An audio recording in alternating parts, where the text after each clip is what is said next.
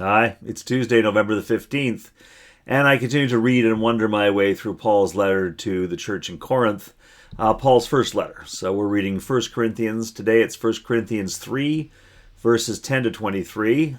We started the chapter yesterday with Paul basically saying that we should be resisting divisions and, the church should. Therefore, I guess us. But mostly, the church in Corinth needs to resist divisions. They need to grow as spiritual adults, responding to God, not to any human leader, right? So there's a sort of a pull between those who want to, sort of stay with the founder, Paul, and those who want to follow the charismatic current leader, Apollos, and not seeing how those things fit together. And Paul basically said, stop it. Stop it. You're adhering to a human thing and not recognizing God. And then Paul will continue, I think, in that vein. So let's see what Paul has to say after telling us that we're kind of like children and we should grow up. Paul goes on to say this, 1 Corinthians 3, 10 to 23. According to the grace of God given to me, like a skilled master builder, I laid a foundation and someone else is building on it. Each builder must choose with care how to build on it. For no one can lay any foundation other than the one that has been laid. That foundation is Jesus Christ. Now, if anyone builds on the foundation with gold, silver, precious stones, wood, hay, straw, the work of each builder will become visible, for the day will disclose it, because it will be revealed with fire, and the fire will test what sort of work each has done. If what has been built on the foundation survives, the builder will receive a reward. If the work is burned up, the builder will suffer loss. The builder will be saved, but only as through fire. Do you not know that you are God's temple and that God's Spirit dwells in you? If anyone destroys God's temple, God will destroy that person. For God's temple is holy, and you are that temple. Do not deceive yourselves. If you think that you are wise in this age, you should become fools so that you may become wise. For the wisdom of this world is foolishness with God. For it is written, quote, He catches the wise in their craftiness. And again, quote, The Lord knows the thoughts of the wise, that they are futile. So let no one boast about human leaders. For all things are yours, whether Paul or Apollos or Cephas or the world or life or death or the present or the future, all belong to you, and you belong to Christ, and Christ belongs to God. There it is. Rather impassioned bit from Paul there. So the importance of Jesus certainly comes out there in the end. And just because it's the last words I read, they're still ringing in my ear. All belong to you. You belong to Christ. Christ belongs to God. That is the point of Jesus as far as Paul is concerned. That's why Jesus is essential, integral to all of this, because in Christ's humanity, we belong to Christ and Christ belongs to us. We make that connection. But Christ, besides being fully human, is also of God, is also divine. And so Christ belongs to God. And so in our belonging to Christ, we also belong to God. Christ becomes that bridge. And the theology can be a little bit challenging because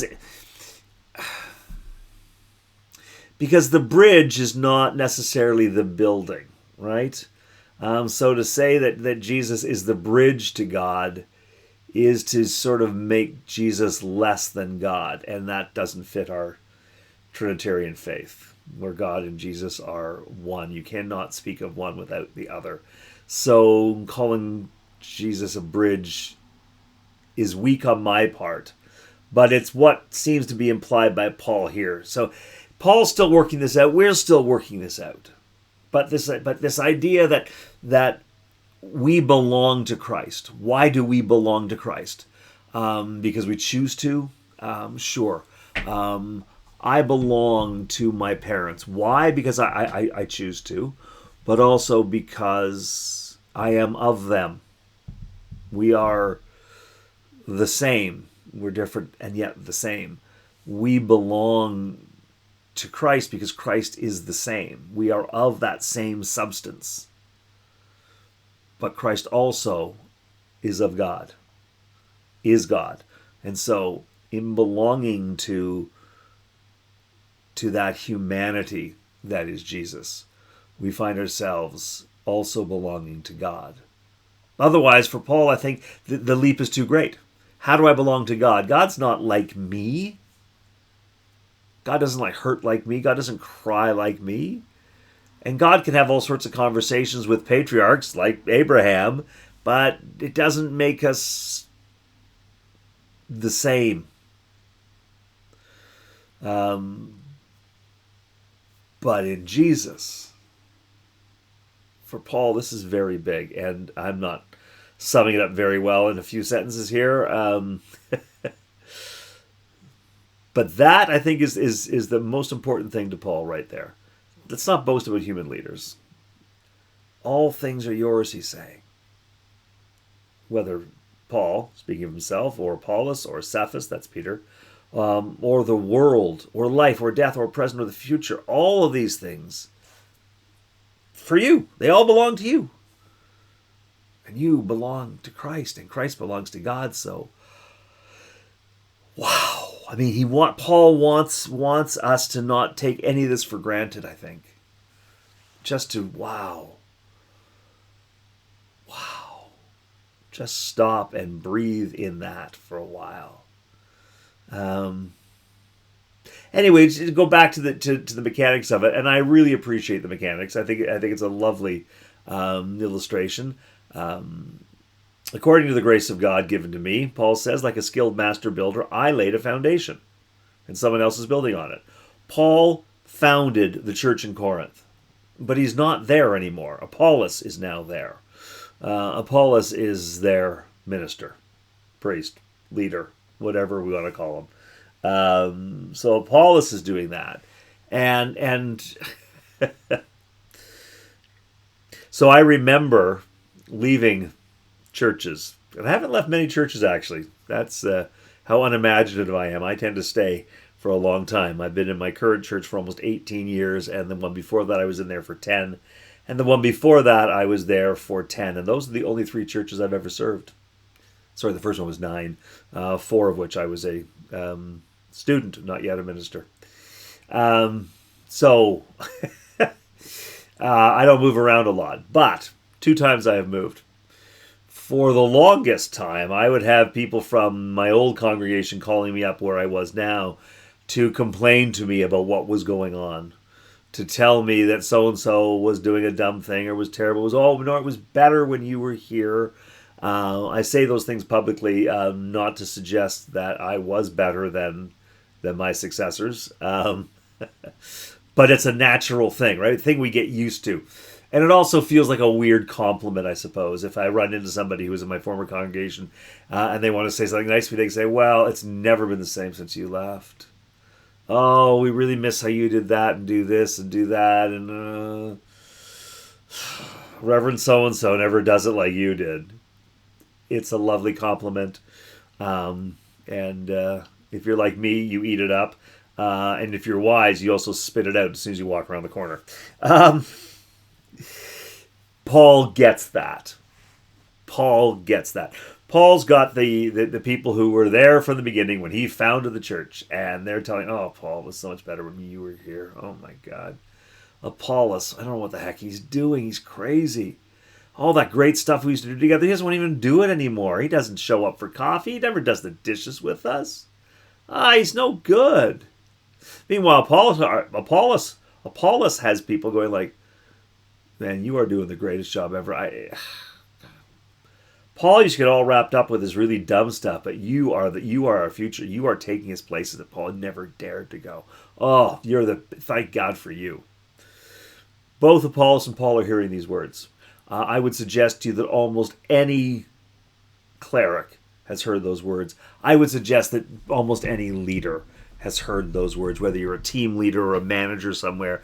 You leave, you go to a new place. The people who used to work for you will run into you and say, oh, man, it's not like when, oh, God, we miss you so much. It's not like when you were around.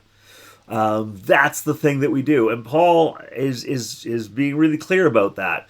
Basically saying, stop it. Stop it. I laid a foundation, except that I wasn't really the foundation. Jesus is the foundation. It's not about me. He's saying it is about God. It's not about me. It's not about Apollos. It's about God. So Jesus is that foundation, and I have built on that. And now Apollos is built on me, and that's okay. And Apollos might be doing great work, and I might have done good work, or I might have done poor work, and Apollos might be doing poor work, or some of those things, but it doesn't matter because time will tell, basically, is what I get him saying. If anyone builds on the foundation with gold, silver, precious stones, wood, hay, straw, the work of the builder will become visible, for the day will disclose it, because it will be revealed with fire, and the fire will test what sort of work each has done. So people assume that if we have fire, that's going to burn away the wood, the hay, and the straw, because that stuff's not nearly as good as the gold, silver, and precious stones. And I suspect that's where Paul's going. Paul seems to be describing the temple with the gold, silver, the precious stones, and goes on to say that you are the temple. I think he's talking to the body, like to the church, not to individuals. He will talk to individuals later. Right now, I think he's talking to the church as a whole, saying you are that temple. So, yeah, I think it's fair to say what he's saying is the gold, the silver, the precious stones, the wood, the hay, and the straw. When there's a fire, we're going to see what's good. I get it. However, I would suggest to you that the temple also did have wood beams, and there was hay and straw, because you needed those things. There were animals to be fed before they were slaughtered, and there was straw, because straw keeps things warm. I think everything has its place. And when I hear this, I wonder, I wonder if Paul knew what he was saying. Because part of what I hear in that is we all bring something to our community, something to the temple. And let's remember what the temple is, right? The temple is the place where God dwells with us. God's dwelling place within the human community. That's what the temple is meant to be. So Paul is saying that's what the church is. That's what the church in Corinth is. You are a temple. And I think that's fair for us too. So we together create a space where God dwells with humanity, where we have access to God and God has access to us. We are facilitating that kind of spiritual relationship. Okay? That's what we do. And each of us brings something to it. So gold and silver and precious stones, absolutely. And they're often seen and they're valued. But you know what? Wood, hay, straw, they're also needed. And there are all sorts of people within the church community, within any faith community, who bring things that aren't valued as highly as the others, but they are just as important. And Paul's going to get to that later. He's going to use a different analogy with the body, and it's an excellent one. But I feel it hinted at here. Because I'm not convinced that we're talking about wood and hay and straw as bad things.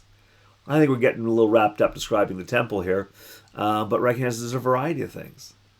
So you might indeed, your gifts coming into community might be precious stones. You might bring gold every time. But we also need the wood. And we need the straw and the hay. And the people who bring those are also building on the foundation. Just because I don't have a pocket of precious stones doesn't mean that I am not interested in contributing to the faith community. Doesn't mean that I'm not capable of contributing to the faith community. Now, the next line, the work of each builder will become visible. I love that. Because I do think that our work should be visible, and we should be pointing it out, not letting the work of one thing dwarf or hide all the rest of the stuff. I'll go to a church service, a worship service, and there'll be a great sermon, a great homily, a great preacher, and it's easy to go, there's the gold, and not notice everything else. The brilliant choir. The people who welcomed you and invited you in the very first time. The person who sat near you because they recognized that you were new and weren't necessarily sure what to do. They were there just to assure you.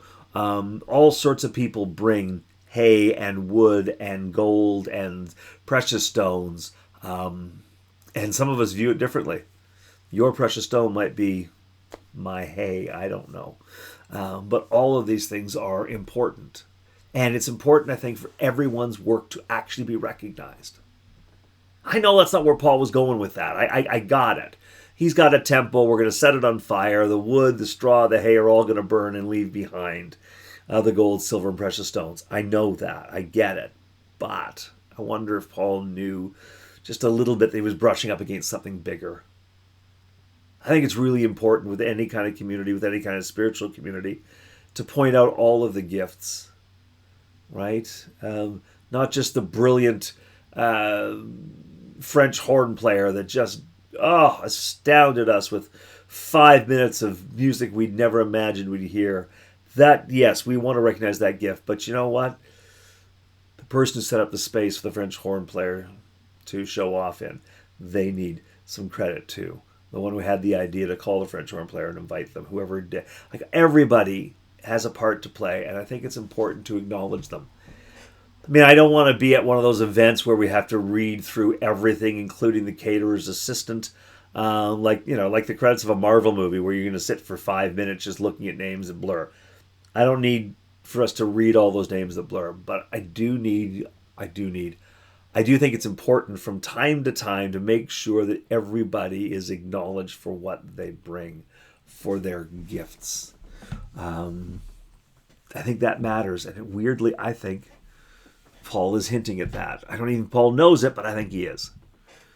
The other thing that Paul's doing in this, and this is much more intentional on Paul's part, what he's saying is that what is of God will last.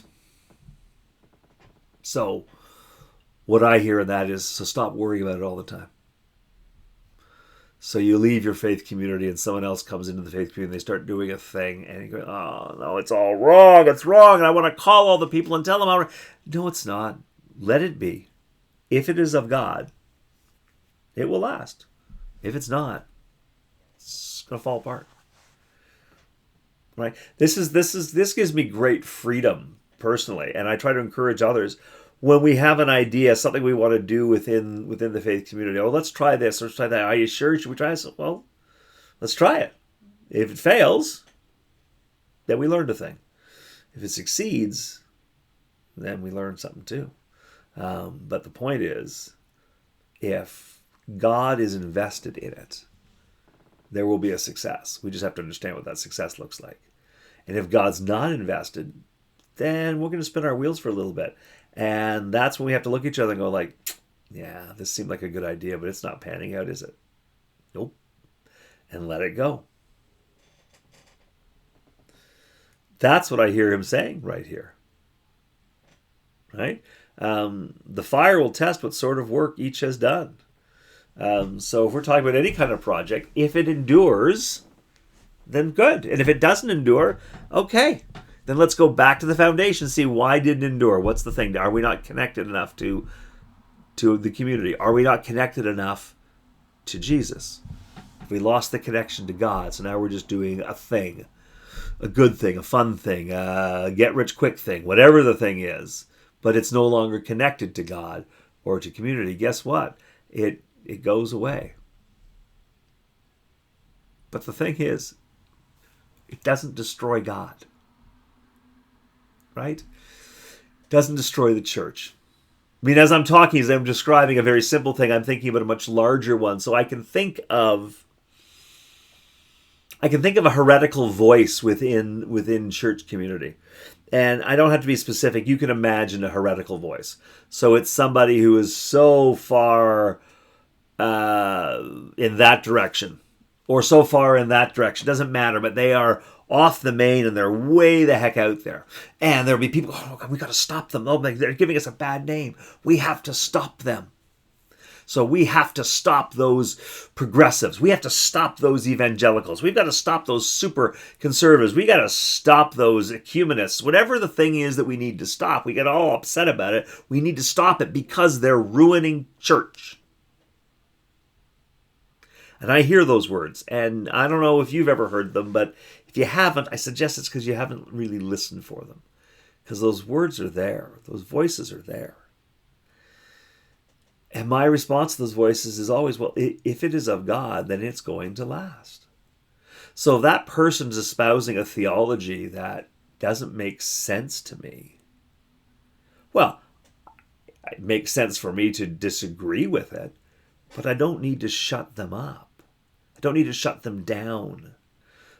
Now, I say that when it comes to words. Yes, there are people who call themselves Christian, who do things that I think are criminal and abhorrent. And yes, they need to be shut down, but for their actions, for the harm that they cause, not for their ideas.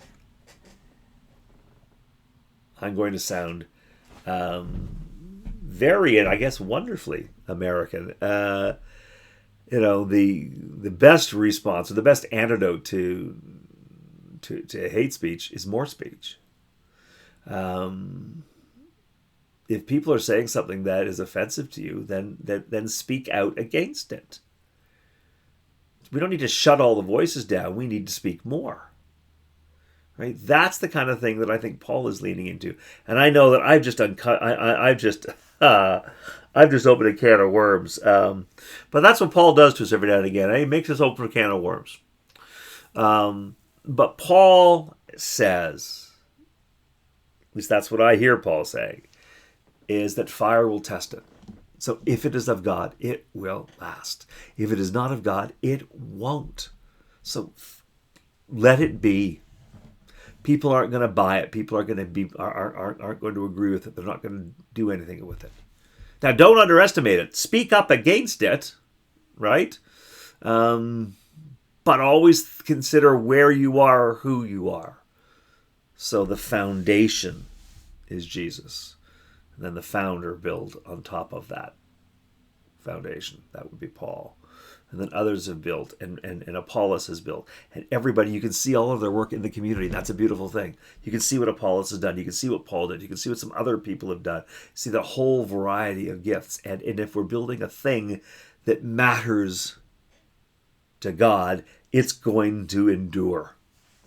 And if we're building a thing that is not of value to God, that we've lost track, then it will crumble.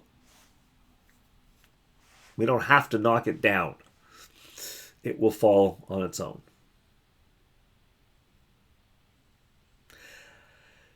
I would challenge Paul on a couple of things. I think there are sometimes some walls that we have to knock down. I think so, but in the end, Paul's not wrong. If it's of God, it will last. If it's not, it won't. And so we shouldn't be preoccupied with shutting up those voices with which we don't agree, I think. And then I love, do not deceive yourself. If you think you're wise in this age, you should become fools so that you may become wise. I hope that that's part of my life now. As a teenager, I knew everything. In my 20s, I pretty much knew everything. I'm going to tell you that I was still really smart coming into my 40s. I knew it all. Now I'm 60. I don't know a thing. I really, truly don't. Wisdom is a very different thing to me now. And so I like to think that I am going in that direction, that I am doing exactly as Paul suggests I do, with everything that God calls me to do, which is to let go of so many of my preconceived notions and just let it go and not be fixated on the people who disagree with me. If it's of God, it will last. If it's not, it won't. And even, by the way, if I'm on a path that is not of God, I'm not done for, right? That doesn't say that. The work of each builder will become visible, for the day will disclose it, because it will be revealed with fire, and fire will test what work of each is done. And if that's been built on the foundation, if what has been built on the foundation survives, the builder will receive a reward. Well done, good for you. But if the work is burned up, the builder will suffer loss, which is hard. But the builder will be saved, as only through fire. So you'll go through a hard time, but you'll learn. So If I make a mistake, it hurts, but I'll learn. God does not abandon me. I I count on that. I count on that a lot. Anyway, I'm talking almost in circles now. I'm getting to be like Paul. Um, but I'm going to stop now and leave it with you to see what you think. Where does this take you?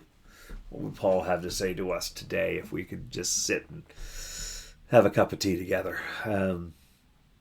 Anyway, let me offer a prayer. Loving God, thank you for the opportunity to wonder, to go down the wrong path, and then come back and find the right path. Let us remember, God, that you are with us, that you beckon us into better choices, best paths. And so, God, as long as we keep our eye on you, as long as we keep our focus on what you are doing in this moment, we can be assured that we will make the best choices. We pray in the name of your Son, Jesus, through the Holy Spirit. Amen. So that's enough for me today, but I'll look forward to checking in with you tomorrow when we'll continue on in 1 Corinthians. Looking forward to see what happens next. Until I get to see you, God bless you. Please know that God loves you exactly as you are. Exactly as you are. And as you choose to grow and transform, God will be with you and part of that. And all through it, God's love will move through you into the world. It really matters that you are who you are. So God bless you. Thank you for being you. We'll see you tomorrow.